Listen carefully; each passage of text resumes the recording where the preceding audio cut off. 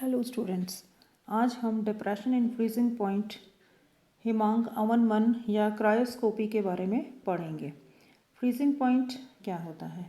Freezing point of a liquid is a temperature at which the solid phase and liquid phase are in equilibrium and have equal vapour pressures.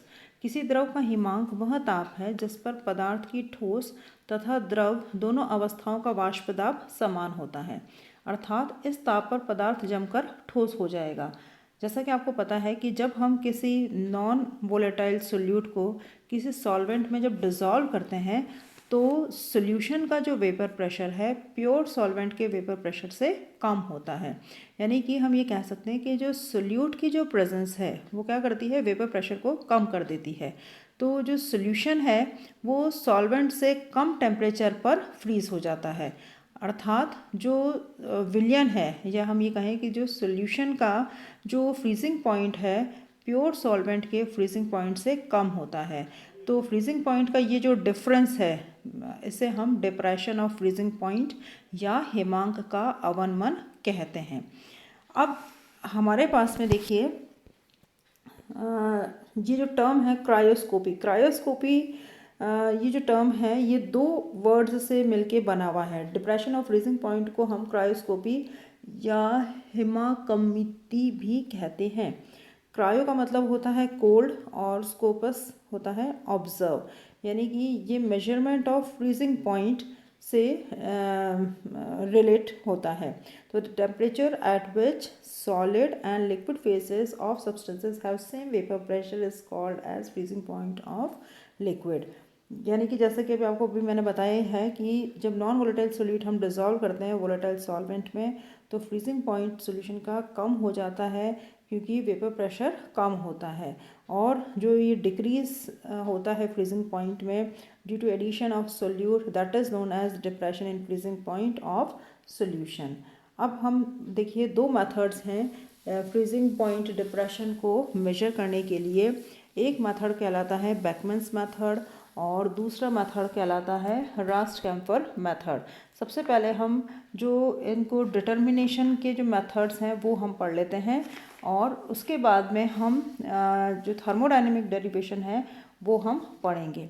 तो जो experimental determination है freezing point depression का, उसके लिए देखिए ये diagram है। ये एक तरह से हम ये कहें कि ये असेंबली है जिसको हम यूज़ करते हैं फ्रीजिंग पॉइंट डिप्रेशन पढ़ने के लिए। तो यहाँ पर ये देखिए आपको एक बीकर दिखाई दे रहा है और इस बीकर के अंदर आपको ये फ्रीजिंग मिक्सचर दिखाई दे रहा है और इसके साथ में एक स्टरर है। एक बीच में देखिए एक बड़ी सी ट्यूब है। इस ट्यूब के अंदर एक आउटर ट्यूब है, आउटर ट्यूब के अंदर एक इनर ट्यूब डाली हुई है, ये देखिए, जिसके अंदर ये जो आपको ब्रॉड सा थर्मामीटर दिख रहा है ये बेकमैन थर्मामीटर है।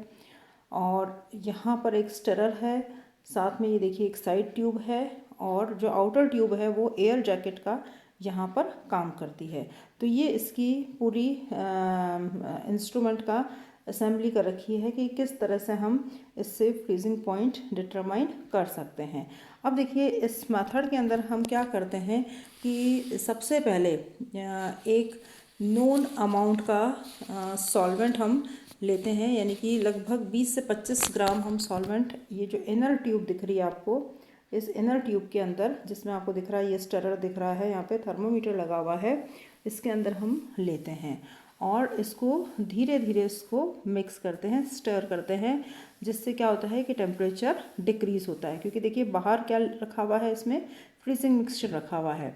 तो क्या होगा, जैसे हम स्टर करेंगे तो टेम्परेचर जो है वो क्या होगा, कम होता जाएगा और ये टेम्परेचर जिस टेम्परेचर पे इसका सॉल्वेंट का क्रिस्टलाइजेशन स्टार्ट हो जाता है वो टेम्परेचर हम नोट करते हैं और जब तक वो कांस्टेंट वैल्यू अटेन नहीं कर लेता तब तक हम उसको टेम्परेचर को देखते रहते हैं। जैसे ही टेम्परेचर कांस्टेंट हो जाता है उस टेम्परेचर को हम नोट कर लेते हैं, वो फ्रीजिंग पॉइंट होगा सॉल्वेंट का। अब क्या किया जाता है, ये जो इनर ट्यूब है इसको हम बाहर निकाल लेते हैं और थर्मामीटर निकाल करके और इसको हल्का सा वार्म किया जाता है जिससे कि ये मेल्ट हो जाए। अब हम इसमें क्या करते हैं, जो हमारा जो सोल्यूट है लगभग 0.2 से 0.5 gram weight amount of solute हम लेते हैं और उसको सॉल्वेंट के ये जो साइड ट्यूब दिख रही है आपको इसके अंदर, क्योंकि अब सॉल्वेंट हमारा मेल्ट हो चुका है, हमने उसको हल्का सा गर्म कर दिया तो सॉल्वेंट हमारा मेल्ट हो गया। अब हम इसके अंदर जो साइड ट्यूब है इसके थ्रू 0.2 से 0.5 ग्राम जो सोल्यूट है, वेट अमाउंट ऑफ सोल्यूट है, वो हम ऐड करते हैं।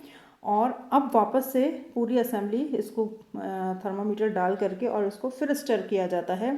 जब हम इसको स्टर करते हैं होमोजीनियस सॉल्यूशन बना लेते हैं इसका, और फिर इसका हम फ्रीजिंग पॉइंट निकालते हैं ठीक उसी प्रकार से जैसे कि हमने पहले सॉल्वेंट का फ्रीजिंग पॉइंट निकाला था। जो दोनों फ्रीजिंग पॉइंट्स का जो डिफरेंस है, that is the freezing point of solvent and freezing point of solution, that is solute plus solvent, इन दोनों का जो डिफरेंस है वो हमें फ्रीजिंग पॉइंट डिप्रेशन देता है, यानी कि वो होता है डेल्टा TF का मान हम निकाल सकते हैं। तो इस तरीके से ये जो बैकमैन मेथड है इसके द्वारा हम फ्रीजिंग पॉइंट निकालते हैं। अब जो इसके बाद में जो दूसरा मेथड है हमारा रास्ट कैम्फर मेथड। और ये जो मेथड जो भी हम यूज़ कर रहे हैं, चाहे हम फ्रीजिंग पॉइंट बैकमैन्स मेथड से निकाल रहे हैं, चाहे हम रास्ट कैम्फर मेथड से निकाल रहे हैं, इनका निकालने का जो डेल्टा टी की जो वैल्यू है वो हम किस लिए निकालते हैं, क्योंकि हम ये जो कॉलिगेटिव प्रॉपर्टीज़ जो हम पढ़ रहे हैं इससे हम मॉलिकुलर वेट डिटरमाइन करते हैं। तो अगर हमें मॉलिकुलर वेट निकालना है सोल्यूट का तो हम इससे आराम से मॉलिकुलर वेट निकाल सकते हैं। ये फॉर्मूला देखिए, m = 1000 × kf × w upon delta T × w। इससे हम मॉलिकुलर वेट को कैलकुलेट कर सकते हैं। तो ये जो दोनों मेथड हैं, ये दोनों मेथड हमारे को मॉलिकुलर वेट कैलकुलेट करने के काम आते हैं, और इसके ऊपर आपके न्यूमेरिकल्स भी होते हैं जिसको कि आप इस फॉर्मूले की सहायता से सॉल्व कर सकते हैं। अब हम दूसरा मेथड देखते हैं जो कि बहुत इम्पॉर्टेंट मेथड है, ये कहलाता है रास्ट कैम्फर मेथड। ये जो रास्ट कैम्फर मेथड है, इस मेथड को डेवलप करने वाले जो साइंटिस्ट थे वो रास्ट ही थे। अब देखिए ये जो मेथड है इसका मेथड का सिद्धांत या प्रिंसिपल क्या है।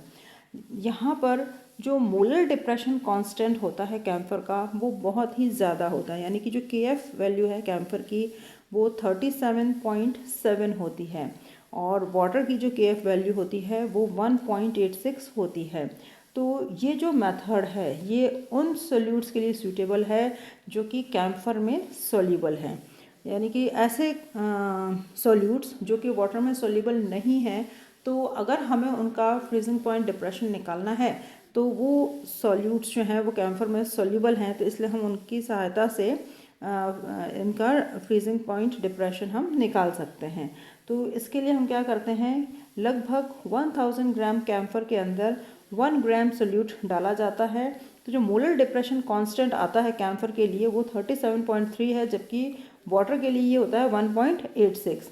तो सबसे पहले इसका जो मेथड है ये, और जो सबसे इसके जो एडवांटेज है वो ये है कि इसके अंदर हम ऑर्डिनरी थर्मामीटर यूज़ कर सकते हैं। जो पहले वाला मेथड था उसके अंदर हमें बैकमैन्स थर्मामीटर यूज़ करना होता है, लेकिन इसके अंदर हम जो ऑर्डिनरी थर्मामीटर जिससे हम कि लेबोरेटरी के अंदर मेल्टिंग पॉइंट निकालते हैं, सिंपल उसी तरीके से हम सिंपल मेल्टिंग पॉइंट निकाल करके और हम फ्रीजिंग पॉइंट डिटरमाइन कर सकते हैं।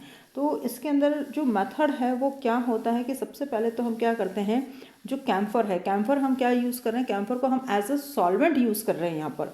तो सबसे पहले जैसे हमने पहले वाले एक्सपेरिमेंट में किया था वैसे ठीक इसी तरह से हम यहाँ पे करते हैं। यहाँ हम क्या करते हैं कि जो सॉल्वेंट है हमारा, यानी कि जो कैम्फर है, उसका पहले हम मेल्टिंग पॉइंट निकालते हैं कैपिलरी मेथड से, यानी कि जो कैम्फर है उसको कैपिलरी में डालते हैं और कैपिलरी मेथड से हम उसका मेल्टिंग पॉइंट निकाल लेते हैं।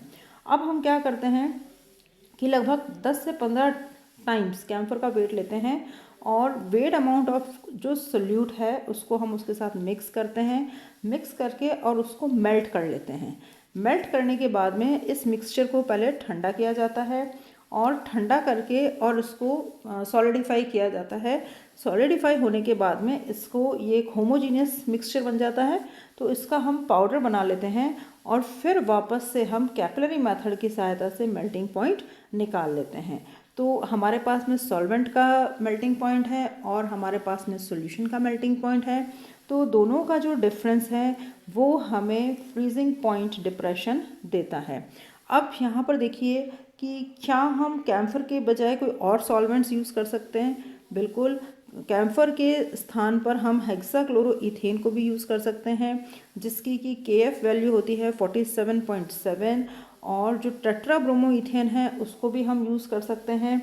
इसके लिए जो KF की वैल्यू होती है 8.67 होती है। और इसी तरह से जो नेफ्थलीन है, नेफ्थलीन को भी हम कुछ जगह हम यूज़ कर सकते हैं। इसकी जो KF वैल्यू होती है कुछ कम होती है, लेकिन फिर भी हम वाटर के कंपैरिजन में नेफ्थलीन को भी हम यूज़ कर सकते हैं। तो जो दोनों मेथड्स जो हमने अभी पढ़े हैं, एक बैकमैन्स मेथड पढ़ा है, दूसरा रेस्ट कैम्फर मेथड पढ़ा है। इन दोनों में जो रेस्ट कैम्फर मेथड है वो बेटर मेथड है, क्योंकि एक तो सबसे बड़ी चीज़ है कि ये बहुत आसानी से हम इसके अंदर सिंपल मेल्टिंग पॉइंट मेथड से हम इसको डिटरमाइन कर सकते हैं, पहली चीज़। और दूसरी चीज़ ये है कि यहाँ पर जो अमाउंट है सब्सटेंस का वो बहुत ही कम रिक्वायर्ड होता है।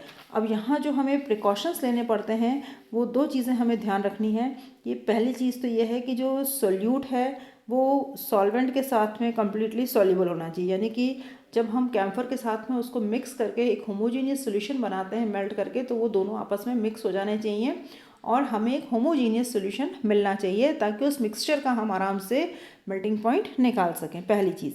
और दूसरी चीज़ ये है कि जो सोल्यूट है वो आइसोमॉर्फस नहीं होना चाहिए, यानी कि the solute must not be isomorphous of solvent, that is ये समाकृतिक नहीं होना चाहिए, सॉल्वेंट की तरह ही समाकृत नहीं होना चाहिए। तो ये इस प्रकार के दो प्रिकॉशंस अगर हम यूज़ कर लें तो Rast camphor method is better method in comparison to Beckmann's method. और इस तरह से हम डिप्रेशन एंड फ्रीजिंग पॉइंट को हम डिटरमाइन कर सकते हैं। Thank you.